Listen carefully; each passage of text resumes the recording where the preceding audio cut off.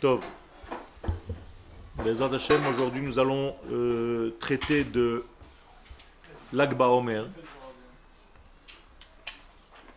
Lag BaOmer est une journée très spéciale dans le calendrier du peuple d'Israël qui n'est pas mentionnée dans la Torah écrite ni réellement dans la Torah orale comme un jour qu'il faut marquer, mais il a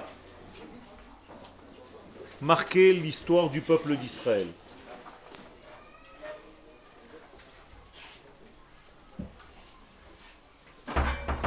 Cette journée appartient plus précisément à Rabbi Shimon Bar Yochai, Zechuto Tagen Alenu Amen, qui est un des plus grands Tanaïm que le peuple juif n'ait jamais connu. Cette personnalité hors du commun dit d'elle-même qu'à elle seule, que lui seul, Rabbi Shimon, est capable de sortir ce monde de ce qu'on appelle Midat Hadin. Et on va le voir sur texte. Birshut Harav, Rabbi Shimon Bar Yochai Zechuto Yagen Alenu Amen, Amar shehu levado mesugal haya liftor et ha'olam kulo mimidat hadin. Autrement dit, le monde qui a été créé par Midat Hadin et qui normalement devrait être très coupant, puisque Midat Hadin ne supporte rien qui ne soit pas selon les critères divins. C'est-à-dire, s'il y a quelque chose qui sort des rails, c'est fini. Selon Midat Hadin, quelqu'un qui profane le Shabbat meurt tout de suite. Rabbi Shimon Bar Yochai, alav shalom, dit qu'il peut sortir ce monde de cet attribut de rigueur tellement fort. À quoi fait-il référence en disant ça? Réponse, Hadvarim meyuchasim le divrei Antoninus. C'est par rapport à ce que Antonin, l'empereur, a dit à Rabbi dans le traité de Sanhedrin à la page 91. Que dit ce Antonin qui avait des dialogues avec les enfants d'Israël de l'époque et avec les sages de l'époque? Antoine, Antoine. Il dit là-bas, Gouf ou neshama yecholim liftor atzmam min hadin. Le corps et l'âme peuvent tous les deux s'acquitter de l'attribut de rigueur divine. Pourquoi? Dit Antoine, Gouf Omer, le Gouf dit, le corps dit, Neshama chata. C'est la Neshama qui a fauté. Durant toute ma vie, moi je n'ai jamais rien fait. La preuve, Shemiyom Sheparsha Himeni, le jour où elle m'a quitté, cette Neshama, Hareni Mutal Ke'even Domer, je suis devenu comme une pierre, inanimée, je ne bouge pas. Donc vous comprenez bien que je n'ai jamais bougé en réalité. À chaque fois que j'ai fait quelque chose, c'était la Neshama qui était en moi. Donc après la mort, si tu veux me juger à Kadosh Baruch Hu, comment tu vas me juger? C'est la Neshama qui a fauté. Moi, j'y suis pour rien. Hein? Alors, justement, c'est un problème. Mais pour l'instant, le corps est en train de dire quelque chose qui tient la route, apparemment. Mais Antoine dit qu'on ne peut rien faire. Ça veut dire qu'il n'y a rien, personne qui est jugé. Pourquoi? Parce que maintenant, on va prendre l'autre côté. Neshama, on mérite. La Neshama, elle, quand on vient lui dire, tu sais ce que le corps m'a dit, c'est toi qui faisais toute la panique. La preuve que c'est que le corps, depuis que la Neshama est sortie, il est dans son tombeau sans bouger. Alors Neshama, qu'est-ce que tu es en train de me dire? Qu'est-ce que tu as à me dire pour te défendre? Et dit la Neshama, Goufrata, c'est pas moi qui ai fauté, c'est le corps. La preuve, c'est que dès que je suis sorti de ce corps, je suis libre et je suis revenu comme un oiseau vers les valeurs que je connaissais tout le temps. C'est-à-dire qu'il y a ici un problème qu'Antoine met en relief, c'est qu'on ne peut apparemment pas juger ni le corps, ni la neshama, puisque chacun dit que c'est la faute de l'autre. Okay? Alors, Akadosh Baruch Hu, que fait-il? Il met le corps et la neshama ensemble. Il leur dit en réalité, vous êtes tous les deux dans cette faute. C'est le lien entre les deux qui n'était pas convenable. Et en réalité, ha'emeti ki kviato shel Antoninos, ce que dit Antoine, c'est pas loin de ce que disent les chachamim dans la halakha. To'emet et ha'ikaron ha'ilchati ha'omer, mais que dit la halakha? Shnaim she'asu mel'acha beyachad beshabbat pturim. S'il y a deux personnes ensemble qui ont fait une erreur Shabbat, elles se sont entraidées pour faire la Avera, elles sont quittes. Pourquoi? Parce que chacun n'a pas fait une Avera complète. Okay? Selon la halakha, comme ça c'est marqué. Ça veut dire que, par exemple, si quelqu'un a sorti un élément, on n'a pas le droit de sortir du Reshut HaYachid au Reshut HaRabim, mais si un a fait la moitié du travail, c'est-à-dire il a pris un objet, il a fait sortir dehors, mais il n'a pas déposé, et que l'autre lui prend de la main et qu'il le dépose, et qui tu vas condamner? Pour faire une Avera de ce genre Shabbat, il faut et prendre l'objet, et le faire sortir, et le déposer.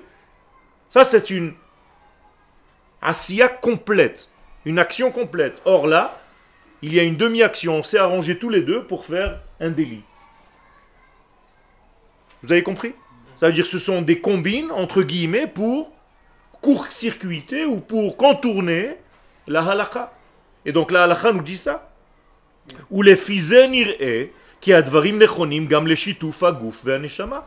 Donc peut-être que c'est la même chose pour la combinaison esprit-corps, neshama-corps, où chacun fait un petit peu du travail et on ne sait pas très bien vers quoi on va. Mais ce qu'on vient de dire, c'est vrai, mais à une seule condition. Il y a quand même des limites. Laquelle? Si vraiment on ne peut pas faire l'action,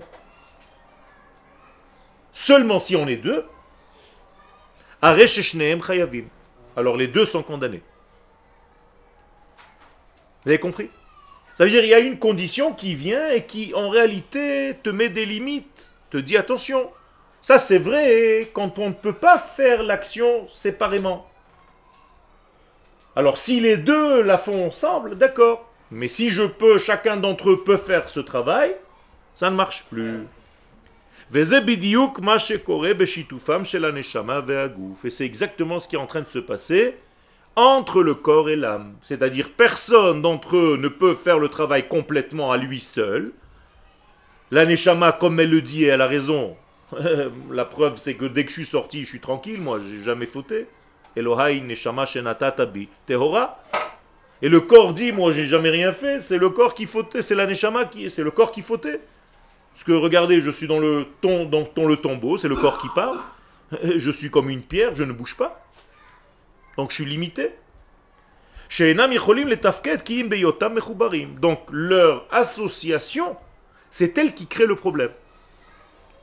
Moralité, notre travail dans ce monde-là, c'est justement, et la difficulté se trouve dans le mariage entre la neshama et le corps.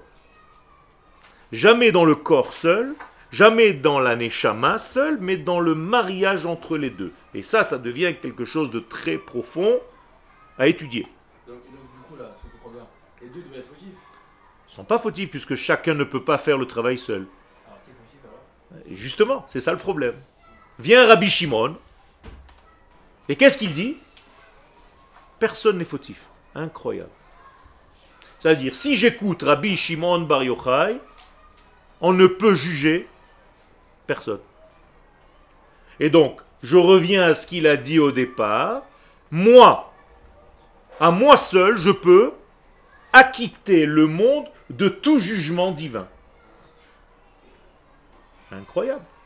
Ça veut dire, Rabbi Shimon Bar Yochai vient dire que personne ne faute en réalité, parce que la Neshama, elle est d'un niveau de sainteté extraordinaire qui ne faute jamais, et le corps, de temps en temps, il fait des bêtises, mais c'est rien, c'est un nettoyage à nettoyer. Et que de toute façon, comme il ne peut pas faire les choses séparément, donc on ne peut pas les juger. Nous avons ici donc une éducation, un style d'étude qui appartient à Rabbi Shimon Bar Yochai. Et ce style d'étude, vous allez le retrouver tout au long du Talmud. Quand vous étudiez la Gemara et que vous arrivez à une parole de Rabbi Shimon Bar Yochai, vous êtes sûr que quoi? Qu'il va trouver une combine pour libérer le fauteur en question. Ça veut dire que dans sa nature profonde, Rabbi Shimon Bar Yochai tend vers la Kula et pas vers la Khumra. À chaque fois qu'il y a un problème, généralement quand tu ne sais pas, tu te dis il vaut mieux ne pas faire. Rabbi Shimon Bar Yochai te dit mais non, t'inquiète pas, tout va bien. Je suis en train de prendre une chaise Shabbat, je suis en train de la traîner parce qu'elle est lourde, j'arrive pas à la lever, je suis en train de faire des sillons par terre, je suis en train de dessiner par terre. La Torah te dit, la halakha te dit, tu es en train de fauter là, tu es en train de dessiner par terre. Rabbi Shimon il te dit, mais pas du tout. Toi tu veux dessiner, tu n'es pas malade. Il veut pas dessiner, il veut prendre la chaise. Ça veut dire que Rabbi Shimon Bar Yochai ne va pas selon ce qui est visible à l'œil, mais selon ta volonté intérieure au moment où tu fais la chose. Si tu n'étais pas du tout en train de vouloir dessiner, on n'a jamais vu quelqu'un en train de dessiner un dessin par terre avec une chaise. Tiens, ou alors tu es un petit peu fatigué. Donc Rabbi Shimon dit, puisque tu as fait ça parce que tu voulais, et ce qui t'intéressait c'était seulement t'asseoir, laisse tomber. Incroyable. Ken? Juste là, on parle juste de la... On parle de la conséquence de la faute. La faute, elle y est. Même si vous voulez pas, il y a quand même dessiner. Non, pourquoi c'est une faute de dessiner par terre? Pendant Shabbat, peut-être. Mais c'est pas ce qu'il veut. Non, la conséquence, elle y est pas. Après, on va pas lui mettre le Dieu qui va prendre ce coup de feu, qui s'arrête dans son compte de faute. Mais c'est quand même une avéra qu'il a fait. Enfin, ce souvient, il n'y a pas de... Non, ça c'est ce que tu es en train de dire, que si tu n'es pas dans ta volonté de faire la chose, toi tu es en train de condamner, parce que quelque chose a été fait. On est d'accord, c'est ce que tu es en train de dire. Alors, même si je ne suis pas conscient de ce que je fais, je suis condamnable. Non, je ne pas dit que j'étais condamné. Ben oui, tu dis que c'est une avéra. Oui, pas du tout. Est-ce que... Attends. Est-ce que si je prends la voiture pour accompagner ma femme enceinte à l'hôpital, je fais une avéra? Non. Alors tu es en train de dire la même chose. De facto, celui qui me filme, il filme une voiture en train de rouler Shabbat. Tu te contredis. Bingo. Donc il n'y a pas d'avéra. Tu es en train de devenir comme Rabbi Shimon. Vas-y. Comment Rabbi Shimon il considère le libre arbitre du coup? Ah, léat. Le Mouktsé, par exemple, comment on fait le coup? Ça c'est encore autre chose. Nachon. C'est une préparation pour la chose en question. Mais la chaise n'est pas Mouktsé, que je sache. Il a fait. Donc si j'ai pris une chaise Shabbat, je t'ai pas dit que tu as pris un marteau. Tu as pris une chaise. Maintenant, si tu as pris un marteau, mais que tu avais dans la tête, avant Shabbat, de casser des noix, lui aussi il devient autorisé le marteau. Donc fais attention. Et s'il savait qu'il dessinerait en fait, en tirant cette Il s'en fiche, c'est pas son but. C'est pas son but, comme je vous ai dit tout à l'heure, à moins d'être très fatigué. Il y a des artistes qui prennent des chaises pour dessiner. C'est pas notre but. Vous avez compris? Attends, il y avait une question avant. Moi j'ai une question sur un exemple différent, c'est parce que là c'est un dessin sur le sol, donc Oui. forcément on peut se dire ça. Nachon. Mais si par exemple on prend l'exemple pratique des téléphones portables qui sont dans un commerce vraiment pas cachère, d'enfants qui travaillent, etc. Notre intention n'est pas d'alimenter ce commerce, mais en l'achetant, de facto on l'alimente. Alors comment se situe? Il y a fait. C'est une très très bonne question. Là, il faut commencer à voir un petit peu. Est-ce qu'il y a quelque chose qui peut sortir d'un degré qui peut être négatif? Selon Rabbi Shimon, d'après ce qu'on vient de dire, il n'y a aucun problème. Sinon, de toute façon, tu ne pourras jamais avancer dans quoi que ce soit dans la vie. Donc il enlève les barrières des rabbinim, alors, en fait. C'est incroyable. C'est-à-dire que c'est un novateur dans la Torah qui vient, qui met un grand coup de pied dans la fourmilière. Là, la vie de Rabbi Shimon, c'est pas là, la Non, j'ai pas encore dit. Il a fait, tu as raison. La halacha n'est pas comme lui. Pourquoi? Parce que le monde dans lequel nous sommes n'est pas encore dans cette conscience-là. Même si, dans le fond, il a raison. Ah, léat. On est en train d'arriver. Ken? Deux petites questions. Deux. Ouais. Bon, ça fait 3 shekels. Bon, vas-y. Non, la première, en fait, selon Rabbi Shimon, c'est que les fautes qui sont involontaires. Oui. C'est-à-dire que tu n'as pas dans l'idée de fauter où tu ne sais pas, tu es complètement inconscient de ce que tu es en train de faire, ou de toute façon tu n'as pas l'intention de faire ça. Et deuxième, comment Rabbi Shimon peut dire ça alors que c'est lui-même, quand il est sorti de la grotte, il a tué quelqu'un parce qu'il travaillait Shabbat ou parce qu'il Il a fait, mais Mais non, mais lui, il fait du volontairement. en réalité, pourquoi il a tué quelqu'un parce qu'il travaillait? Tu crois qu'il a tué quelqu'un parce qu'il travaillait Shabbat? J'ai pas compris où tu as cherché ce cri douche là. Je l'ai dans aucune Gemara. Donne-moi ta Gemara, elle m'intéresse. Tu dois avoir une édition que personne n'a. Non, c'est perso. C'est perso. Il a jamais tué quelqu'un parce qu'il profanait le Shabbat. Ah, pourquoi? Hein? Qu'est-ce qu'il fait? Parce qu'il a bourré la terre, déjà d'une.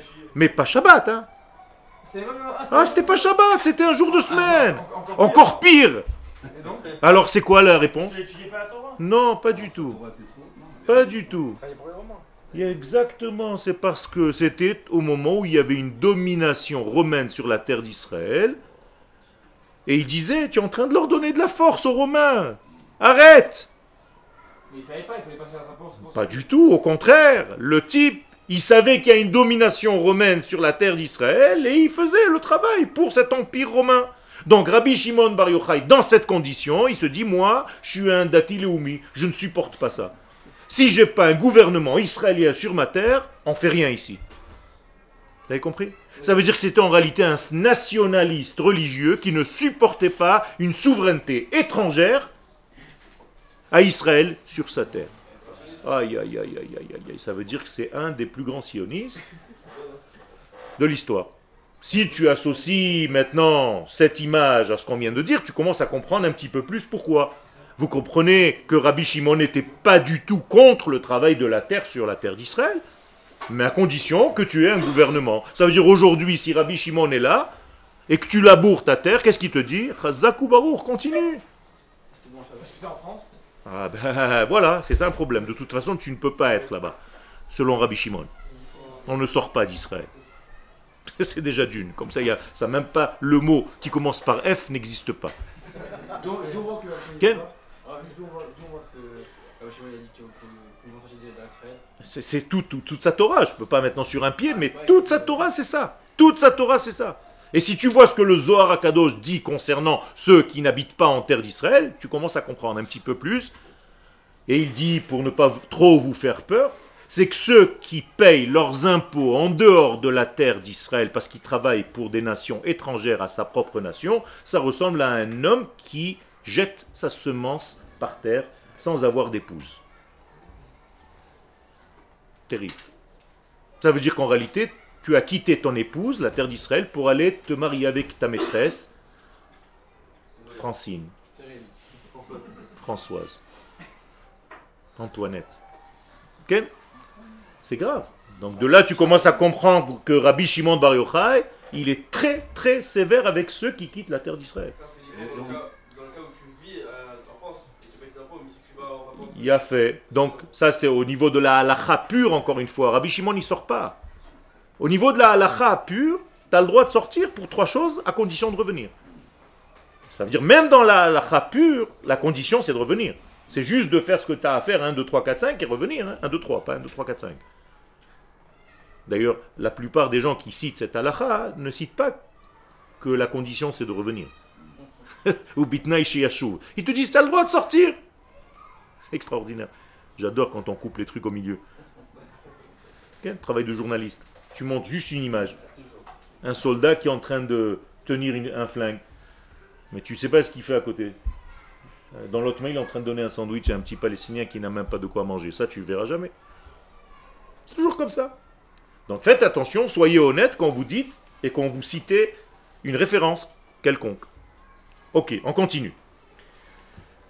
Donc, על זה בא רבי שמעון ואומר שהוא כן פותר את הגוף, את הכל ממידת הדין וקובע שהחטאים אינם נעשים בשיתוף הגוף והנשמה כיוון שהנשמה תמיד נשארת בטהרתה ואינה נפגמת כלל ועיקר. Ça veut dire que Rabbi Shimon, il est tellement soucieux de l'âme d'Israël et il sait que le peuple d'Israël est tellement bon dans son intériorité et il sait que Akadosh Baruch Hu aime tellement l'assemblée d'Israël et sa neshama qu'il dit qu'en réalité il ne voit jamais de faute nulle part. Donc, quand Rabbi Shimon Bar Yochai voit un homme d'Israël, il l'appelle tzaddik. Même si apparemment, à l'extérieur, il ressemble à un rachat.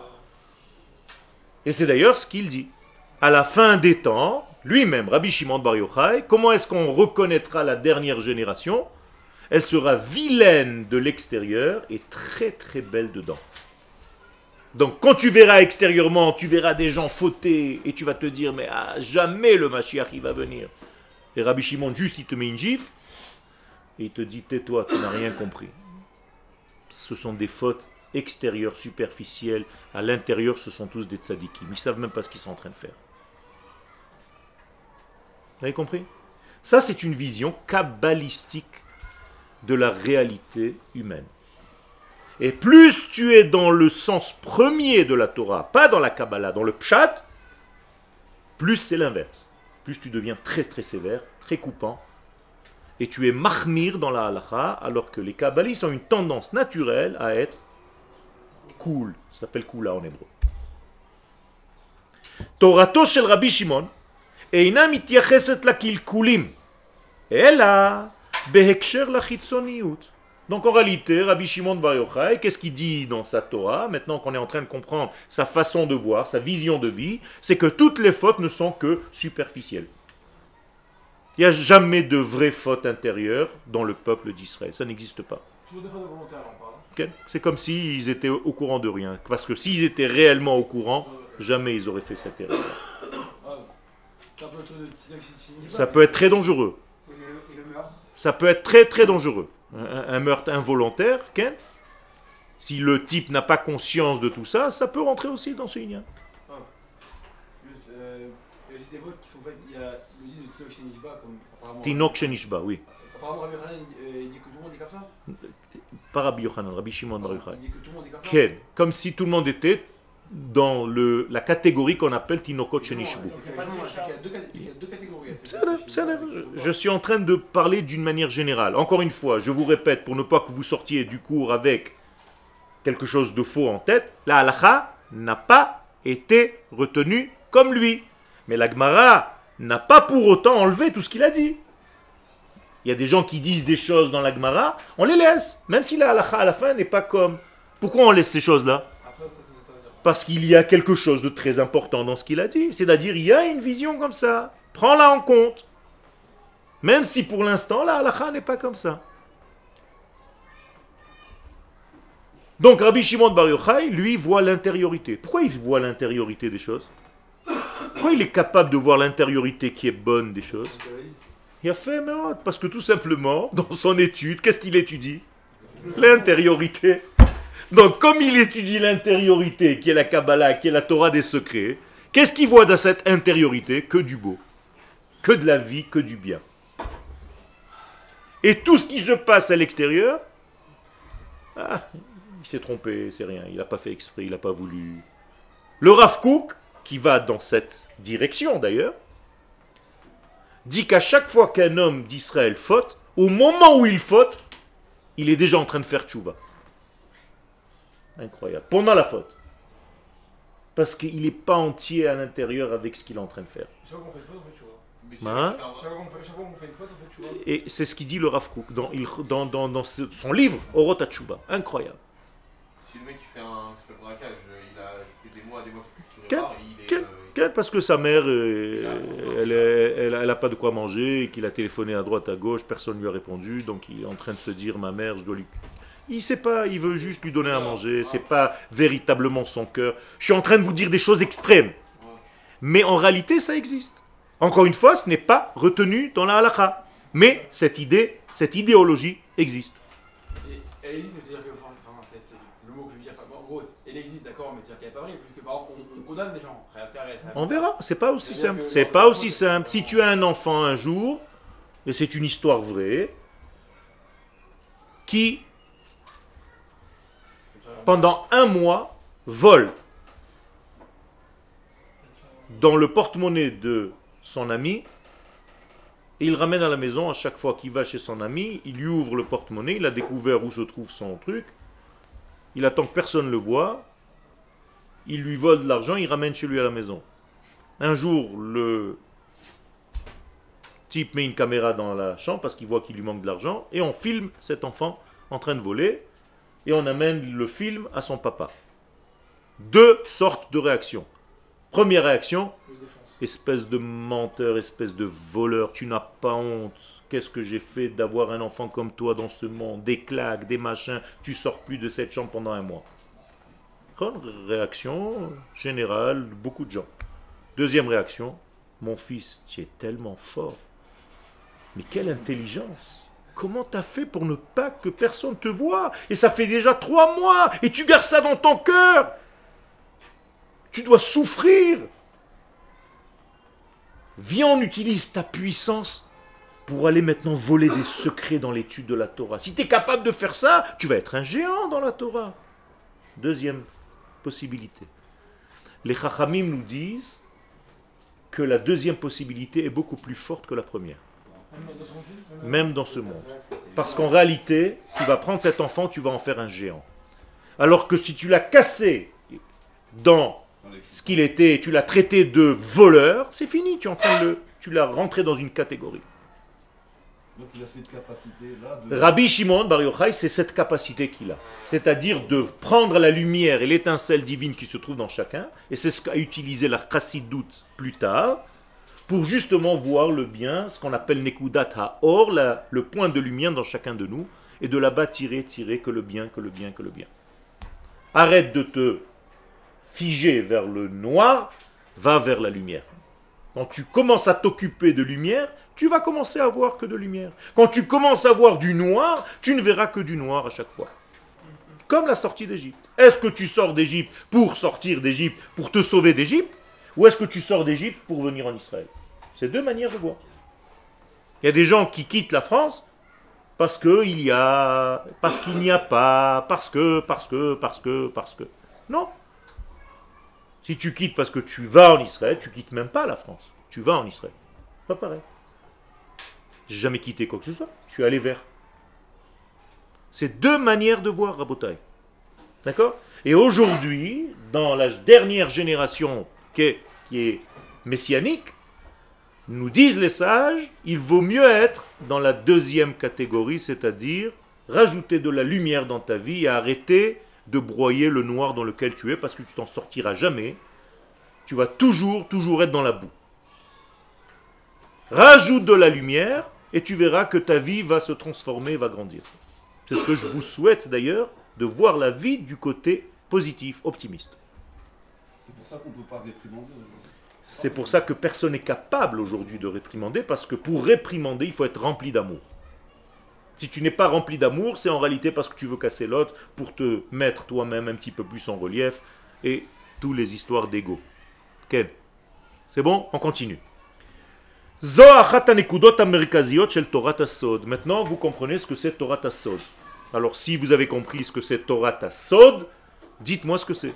Est-ce que quelqu'un est capable, jusqu'à maintenant, de me définir qu'est-ce que c'est que la Torah du Sod? Voir la vie.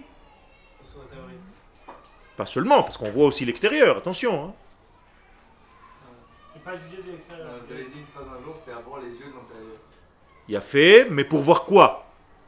Toutes les facettes. Il a fait, Meod. La totalité, pas que l'intérieur. Rabbi Shimon Bar Yochai n'est pas aveugle à ce qui se passe dehors. Mais il est capable de voir ce qui se passe dehors avec les yeux du dedans. Donc le kabbaliste est un homme qui est capable de voir l'entité, l'entièreté. Il ne voit pas que des détails. Parce que s'il voyait des détails, eh bien c'est là où tu tombes. Parce que si je mets en relief un défaut à toi, c'est fini, j'ai plus envie de te regarder. Je ne me suis pas marié avec cette femme parce que son oreille gauche elle est un tout petit peu plus grande que l'oreille droite. C'est fini. Si tu ne sais pas mettre les choses dans un contexte, dans l'ensemble, tu ne comprendras rien, tu ne verras jamais rien dans ta vie. Et c'est pour ça que les kabbalistes sont dans l'étude du Klal Israël, de la Neshama collective d'Israël. Donc elles prennent en compte le peuple, les individus du peuple, la terre, le temps dans lequel les choses se font. Tout est pris en compte. Vous avez compris? Donc, l'une des références de la Kabbalah, donc de Rabbi Shimon Bar Yochai, c'est qu'à chaque fois que tu veux traiter d'un sujet quelconque, il veut vendre une croisière, il est obligé de toucher 3 éléments. Le temps, c'est-à-dire il doit persuader que c'est un super temps, qu'il va faire beau. L'espace, c'est-à-dire l'endroit où ça va être. Vous allez aller du côté des... Oh, c'est une merveille. Et l'homme lui-même.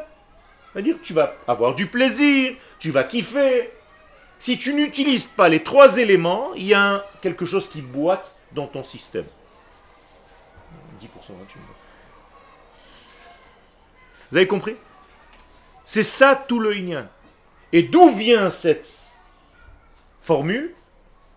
De Avraham Avinu dans Sefer Yetzira. Sefer Yetzira, c'est un livre, premier livre de Kabbale qu'a écrit Avraham Avinu, où il nous dit qu'à chaque fois que tu traites un sujet, traite-le avec ces 3 éléments. Le temps, l'espace et les identités humaines. Ok? Donc, HaKabbalah, 3e en bas, le dernier chapitre en bas.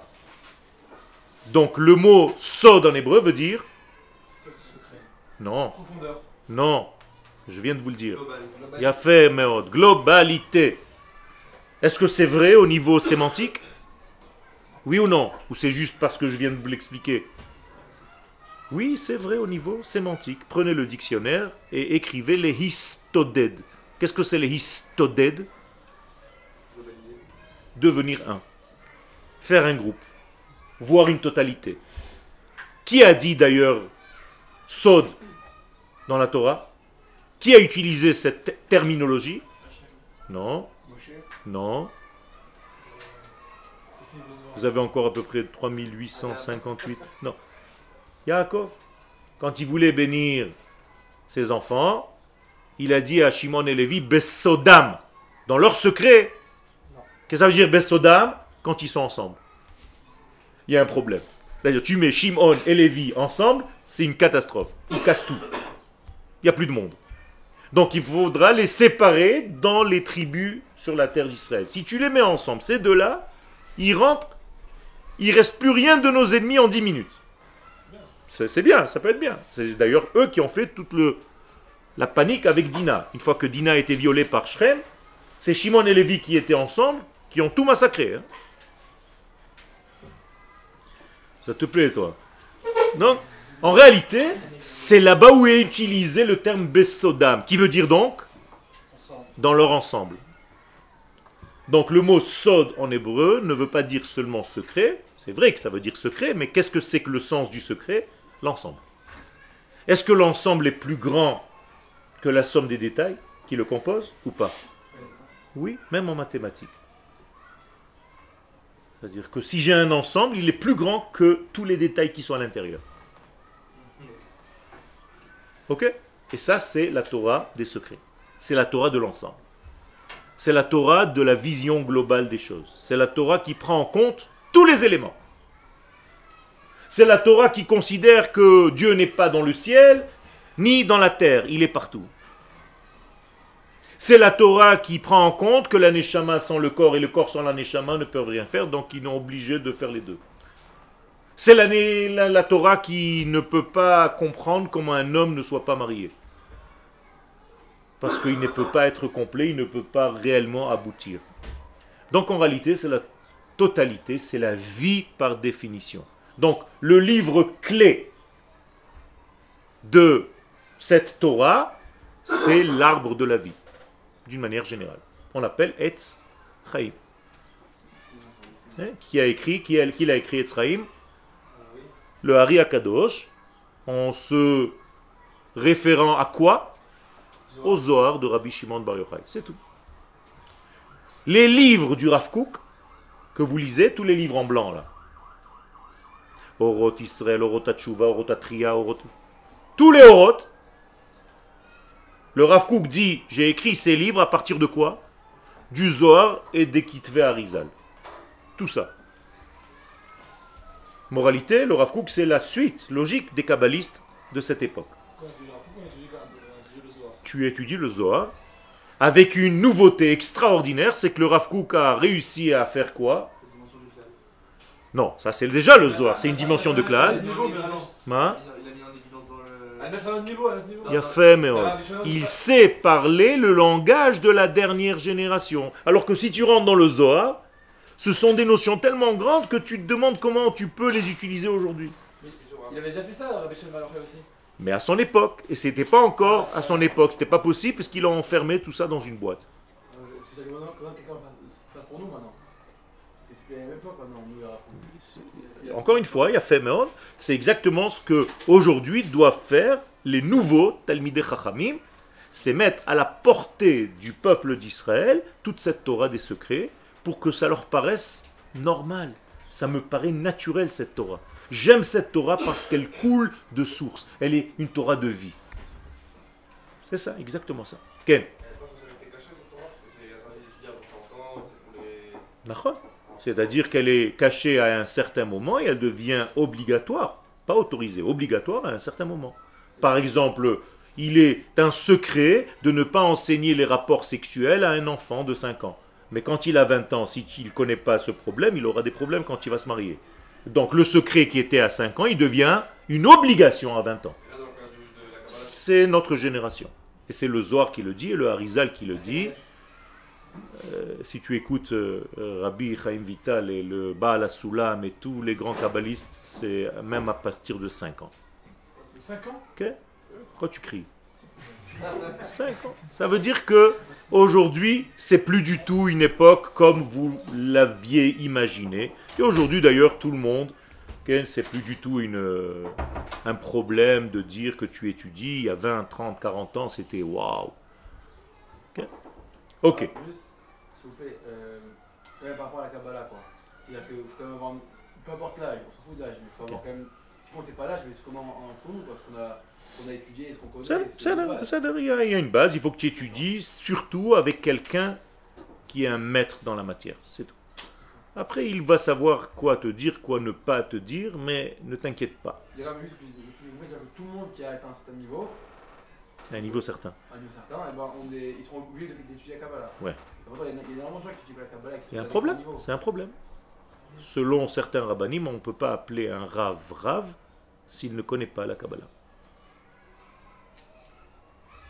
Donc, Par exemple, les rabbins comme Rav Yosef, ils connaissaient la Kabbalah? Bevadaï, bevadaï, bevadaï, On dit que non, bevadaï, chas v'chalila. Et quel risque il y a Il n'y a aucun risque. Il n'y a aucun risque. Aujourd'hui, il n'y a plus aucun risque. De toute façon, ce que tu n'es pas capable de comprendre, tu ne le comprendras pas. Et de toute façon, c'est pas du tout ce que tu crois que tu vas déceler du Zohar. C'est pas ça. Ok. Les risques étaient à une certaine époque. Le Ari Akadosh, Rabbi Chaim Vital donne dans la Hagdama la date précise, à peu près 400 et quelques années, où l'interdiction d'étudier est levée. Et il faut ouvrir des yeshivot de Kabbalah dans le monde entier. Donc c'est déjà depuis belle lurette que c'est terminé toute cette histoire. Seulement c'est resté dans l'esprit des gens parce qu'il y avait une certaine peur de certaines choses que le Ramchal Akadosh balaye d'un coup de souffle et tous les autres kabbalistes. Top. A Kabbalah oseket bapnia Elohit el Adam. Alors quelque chose de très très nouveau. Alors que dans le Pshat l'homme cherche Dieu, dans la Kabbalah, c'est Dieu qui cherche l'homme. C'est faux. C'est beau. Non, je voulais dire c'était fort et c'était beau. Mais je t'ai inversé exprès les choses. Qu'est-ce que ça veut dire? Non, c'est pas faux. C'est fort. J'ai fait exprès de dire c'est faux pour dire c'est fort et c'est bord pour dire... T'as compris? C'est pas grave. C'est juste un petit peu de travail sur le cerveau droit et sur le cerveau gauche. Ken? C'est une question que vous avez posée? Non. Non, d'accord, ok. Non, c'est pas une question. Je dis tout simplement que la Kabbalah prend en compte le fait que c'est Dieu qui aborde l'homme. Donc la Kabbalah, tous les yeux de la Torah. Il a fait. Mais il faut le voir avec les yeux de la Kabbalah. Est-ce que dans la religion juive, s'il y en a une, c'est l'homme qui cherche Dieu, ou bien c'est Dieu qui descend vers l'homme? Et ça, c'est la chrétienté et toutes les religions. Ça n'existe pas. Il n'y a pas cette chose dans le judaïsme. L'homme n'a pas à chercher Dieu. Dieu nous a déjà trouvés. Il est déjà descendu. Il nous a déjà donné la Torah. Il n'y a rien à chercher. Vous ne trouverez jamais. Il n'y a rien à chercher. Quand tu cherches, ça veut dire qu'avec ton petit esprit, Ken, et tes cellules limitées, tu as l'impression que tu vas encercler le problème divin. Ça y est, j'ai compris ce que tu es. Alors qu'est-ce qu'on doit faire? Eh bien, on doit laisser l'infini nous traverser et capter le maximum de ce qu'on peut. C'est tout ce que tu peux faire. Donc sois dans l'humilité, tu ne pourras jamais trouver Dieu, donc ne le cherche pas. Fais du bien à l'humanité tout entière. Reste tranquille et laisse l'infini te traverser. Si on le cherche pas, on arrête d'étudier alors. Pas du tout. Tu étudies comment il descend vers toi. Quel rapport? Tu crois qu'en étudiant tu cherches Dieu? Tu dévoiles comment il descend dans ce monde, c'est tout. C'est ça la vraie étude. Quel? Il y avait une interprétation que j'avais lue de Kedoshim, où il disait que le passage où il dit je suis éternel. Ani Adonai Elohechem, Oui, qui kadosh Ani Adonai Elohechem. que c'était l'interprétation, elle disait qu'en fait c'était en le sanctifiant, on lui donne le pouvoir d'être Dieu. Et que donc en fait c'est un échange équivalent. Tout à fait. Ce que tu dis, c'est en réalité Atem Aidai va Ani El. Si vous êtes mes témoins, je deviens Dieu. S'il n'y a personne dans ce monde pour témoigner de mon existence et de ma capacité, et de ma venue vers le monde, je ne suis qu'une idée dans le monde céleste. Donc vous, le peuple d'Israël, vous êtes censé faire quoi? M'aider à descendre, c'est tout. Et à dévoiler ma descente. C'est pas de vous allez chercher qui je suis. C'est de l'orgueil, ça. C'est-à-dire, chercher à montrer comment il descend dans ce monde, comment il se dévoile dans la matière, comment il se dévoile dans les actes humains, comment il se dévoile dans tous les éléments de ce monde. Ça, c'est la véritable force. Donc, en réalité, est-ce que c'est quoi comme Torah? Toute cette Torah-là, de la Kabbalah, c'est quoi comme Torah? Quel est le but de toute cette Torah? Humaniste. Pour recevoir des tranquilles assez fort pour. Fais-moi, tu as dit le mot, ça me suffit, de recevoir. De recevoir. Et comment ça s'appelle en hébreu? Kabbalah. C'est tout, les Kabbel. Recevoir quoi? La lumière divine et tout ce qu'il veut nous faire passer, et tout son ratson. C'est tout. À partir du moment où tu sais le recevoir, tu as tout compris. Donc deviens quoi? Un ustensile de réception. C'est tout. Maintenant, il y a des ustensiles qui sont petits. Il y a des ustensiles qui sont un peu plus grands. Il y a des ustensiles qui sont énormes. Comment est-ce qu'on peut mesurer les ustensiles de réception? La joie, la simra. Hein? La volonté. On travaille la capacité de. Qui c'est qui a dit la volonté?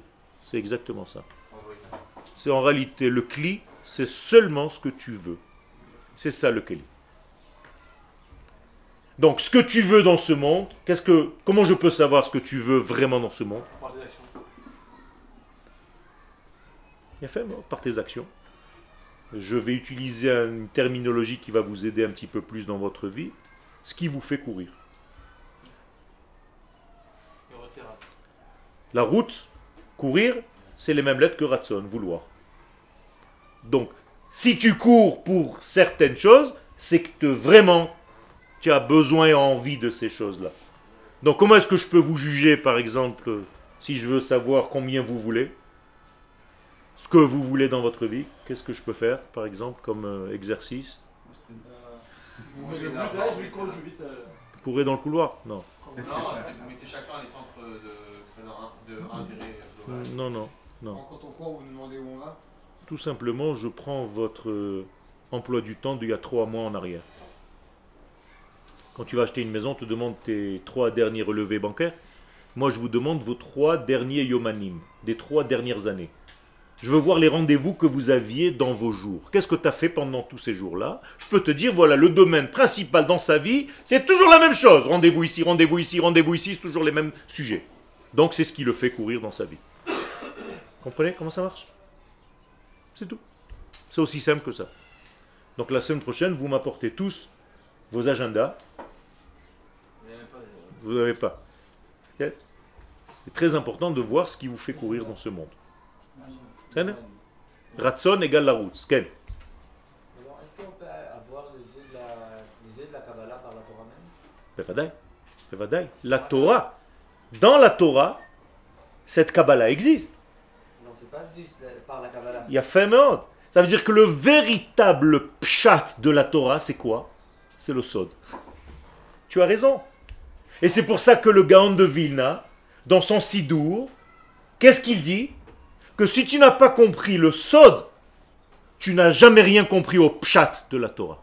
Parce que ça veut dire que pour être un rabbin, un bon rabbin, c'est pas la peine d'apprendre la Kabbalah, c'est juste comprendre la Torah. Exactement. C'est ça en réalité, c'est d'entendre ce qu'Akadosh Baruch Hu voulait dans la neshama de cette Torah que tu es en train de lire. Et que tu ne restes surtout pas au niveau de l'histoire, du pshat. Pshat akatuv ofech otcha letipesh. Da'alecha sheyesh revadim amukim yoter. Tu parles hébreu, toi? Ça s'entend. Ça me plaît bien, dans ton accent français, entendre l'accent israélien. Klomar, בחיבור בין ערכי הקודש, האינסוף, לערכים של העולם הזה המוגבל בחוקיו. Donc qu'est-ce que c'est qu'un véritable kabbaliste? C'est celui qui fait le mariage entre le haut et le bas, entre l'infini et le fini, entre la neshama et le corps, entre le jour et la nuit. Donc c'est celui qui voit tout dans l'ensemble, sans arrêt. Ça veut dire que même s'il est en train de voir quelque chose, un point maintenant, qui est Nekuda Shchora, un point négatif, qu'est-ce qu'il va faire? Il va rigoler. Comme Rabbi Akiva. Quand ils sont allés avec ses élèves voir le Khorban du Beth Amikdash, et qu'ils ont vu un Shu'al Yotze mi Beit Kodesh HaKodashim, tous les élèves ont commencé à pleurer. Rabbi Akiva, qu'est-ce qu'il a fait? Il rigolait.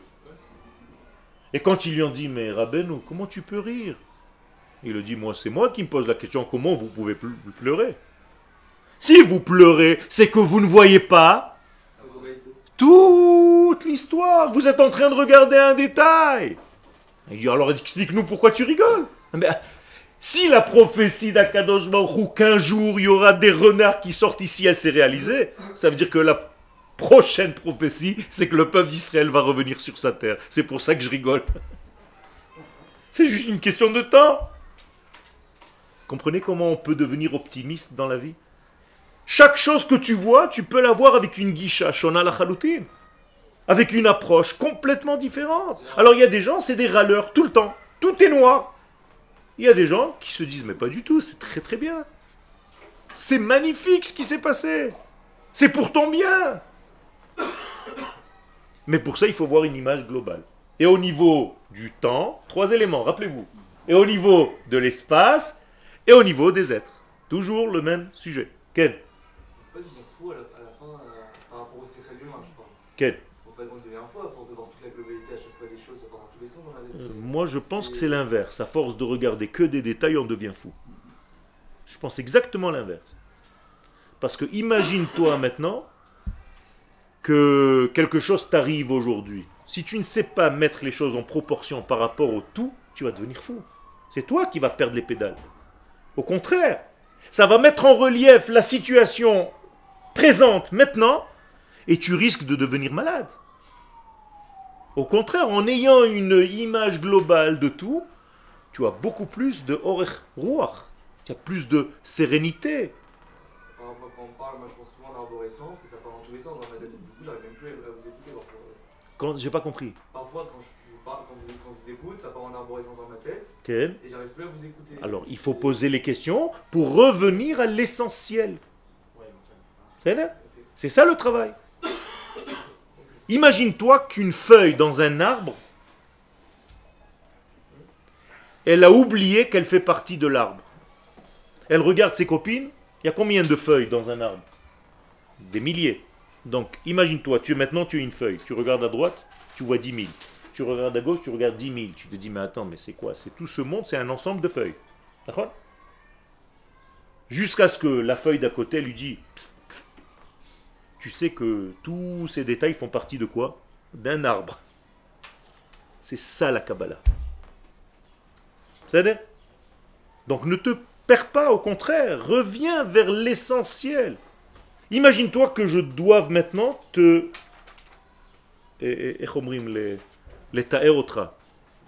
te décrire. Qu'est-ce que je vais décrire? Il a des doigts, il a des ongles, il a des yeux. D'abord, qu'est-ce que je vais dire? C'est un homme. Avant de rentrer dans les détails, ça c'est la Kabbalah. Si tu commences à rentrer dans les détails de tout, tu vas te perdre. C'est là où tu te perds. Au contraire. Et l'homme, il n'a pas une plus grande capacité que la femme à être comme ça, avoir une vision globale. La femme est plus dans le détail, j'ai l'impression. Dans sa nature. Les deux doivent se marier. J'ai répondu tout à l'heure. Zachar venekeva bera'am vaikra shmam Adam. L'homme par rapport à la femme, c'est la neshama par rapport au corps. Ishto kegufo. Donc la femme, c'est le corps. Donc c'est pareil, encore une fois, on revient au premier degré.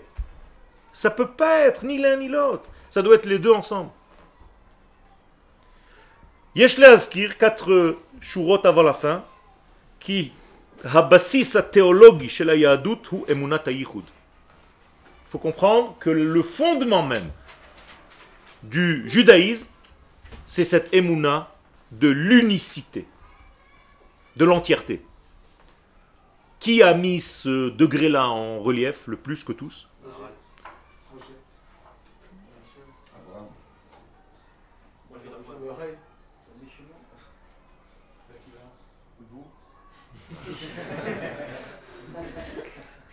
Merci pour le kavod, mais Rabbi Moshe Chaim Lutzato, alav shalom, le Ramchal. Le Ramchal, dans tous ses livres, il parle de Emunat Hayichud. C'est-à-dire cette Emouna de voir l'un dans le tout.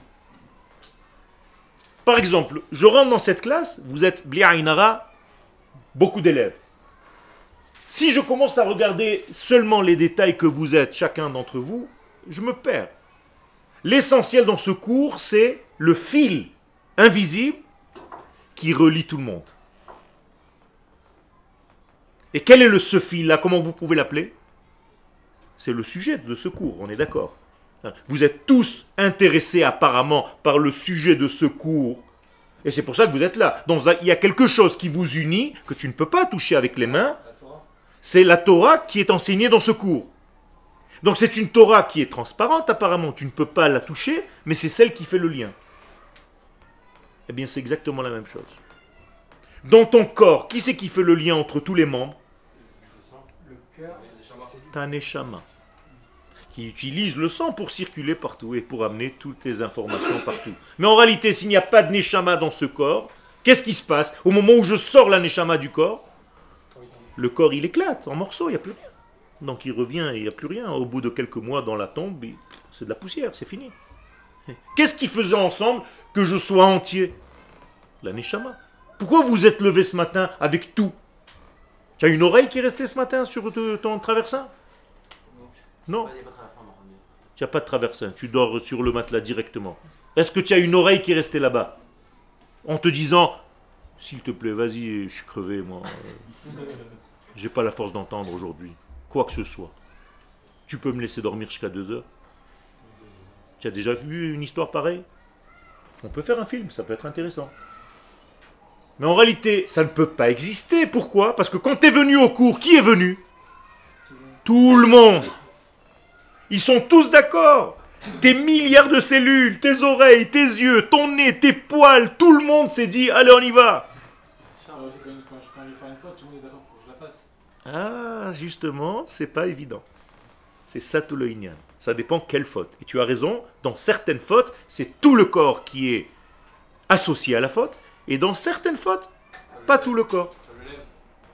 Faut savoir. On continue, on termine. Donc, Emunat Hayichud, n'oubliez pas ça. Qui peut me traduire cette terminologie de ces deux mots-là, Emunat Haïchoud? La certification de foi d'unifié. Qu'est-ce que tu as dit? Certification De l'unicité de Yafé Meod. C'est très très bien, je suis très très heureux que les anciens cours restent gravés dans votre mémoire. Ça me fait plaisir. Emouna, vous avez traduit maintenant par certifié. C'est vrai, ani amen et adavar. Lo ani ma'amin be'eze bouba sheyesh bashamayim. Je certifie. Donc, je certifie quoi? Que tout ce monde tient par une seule et même unité. Si tu comprends ce secret, tu commences à être grand. C'est ça le véritable secret dans ce monde. Extraordinaire. Et après, tu commences à voir des exemples dans ta vie. Tu sais, attends, c'est pas possible. Je suis parti sans faire exprès chez le copain de mon frère. Là-bas, j'ai vu la sœur du copain de mon frère. Ça va devenir mon épouse. Quel rapport? Quel rapport? Comment Akadosh Baruch Hu, il fait tous ces ficelles? Hier, quelqu'un me téléphone en me disant va déposer un tableau dans telle galerie, machin, le type, on dépose la galerie, le tableau, le type, il me téléphone en me disant écoute-moi, tu connais la femme qui a apporté le tableau? Je lui dis un petit peu, pas vraiment. Je lui dis pourquoi? Il me dit parce que c'est la mère de mon frère, de mon demi-frère, avec lequel je ne parle pas depuis 2 ans. Est-ce que c'est un siman pour qu'on fasse le shalom? Des trucs incroyables. Pourquoi? Parce que tu as conscience que tout est un. Tout est géré par cette unité. Arovedapnimi. Je termine avec ça. Shel emunazo, donc le fondement, le plus secret de cette emuna, mavlit est à harmonia. Il y a une harmonie. C'est ça le but, c'est de voir l'harmonie qui est entre tous ces éléments. Ben kol chelke achaim, entre tous les détails de la vie. Toutes les parcelles de la vie.